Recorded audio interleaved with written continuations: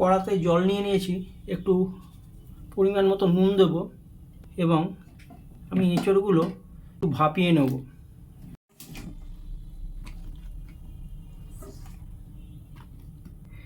এঁচড়ের দানা হয়ে গেছে। এই দানাগুলো এই তরকারি বা যখন বড় কাঁঠাল হয়ে যায় এই দানাগুলো নানা রকম পদ করে খাওয়া যায় এবং কাঁচাতে যখন দানাটা হয় খুব ভালো লাগে তরকারির সঙ্গে খেতে। আমার তো খুবই ভালো লাগে। আমটাও আমি সেদ্ধ বসিয়ে দেবো। এখানে কিছু মশলা আমি বেটে নেব: আদা, রসুন, পেঁয়াজ, কাঁচা লঙ্কা। আমটাও সেদ্ধ করে নিয়েছি, আমি মিক্সচারে বেটে নেব। এঁচড়গুলো ভাপিয়ে নিয়েছি, আমি একটা পাত্রে তুলে নেব।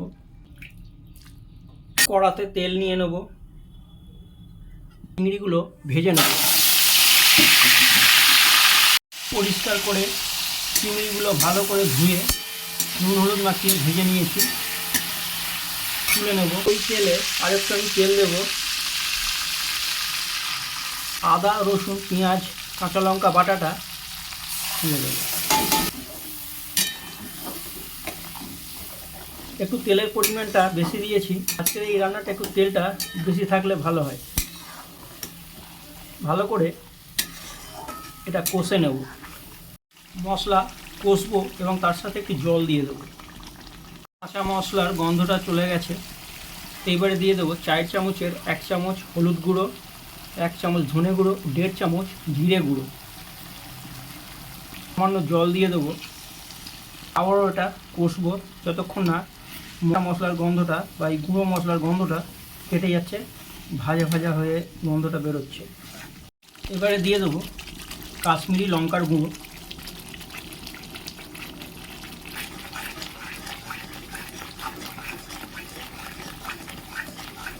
আবারও সামান্য আমি জল দেবো, মশলাটা কষবো।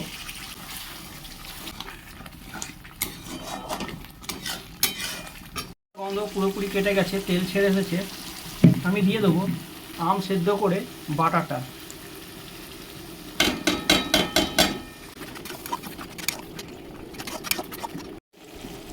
তারপরেই দিয়ে দেবো এঁচড় সেদ্ধ করা কিছুটা জল, ভালো করে মিশিয়ে নেব।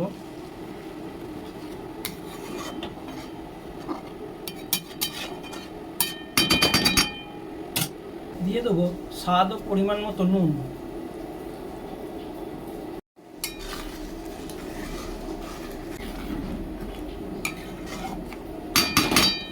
ঝোল ফুটে গেছে, এবার আমি এঁচড়গুলো ছেড়ে দেবো।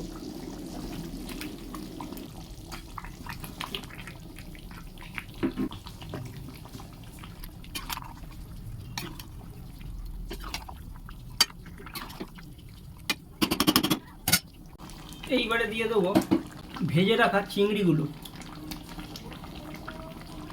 আরও একবার আস্তে করে মিশিয়ে নেব।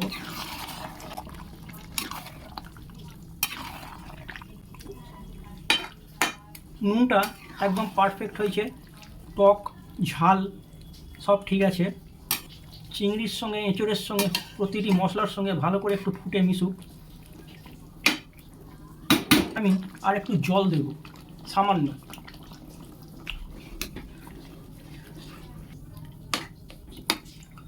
আমার এই রান্নাটা যদি ভালো লাগে লাইক, শেয়ার ও কমেন্ট করবেন। আমার সকল দর্শক বন্ধুদের জানাই অসংখ্য ধন্যবাদ। ভারতবর্ষের বাইরে থেকে যারা দেখছেন তাদেরকেও অসংখ্য ধন্যবাদ। আমার চ্যানেলটা সাবস্ক্রাইব করবেন। কিছুক্ষণের জন্য একটা পাত্র দিয়ে ঢাকা দিয়ে দেবো, গ্যাসের আঁচটা একদম কমিয়ে দেবো।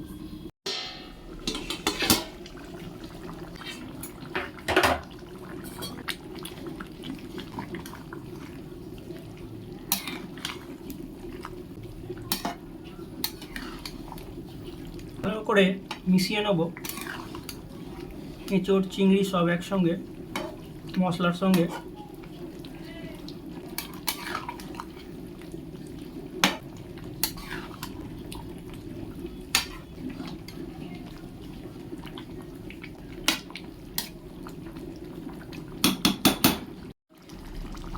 সামান্য আর একটু জল দেব, এরপরে আর জল দেব না।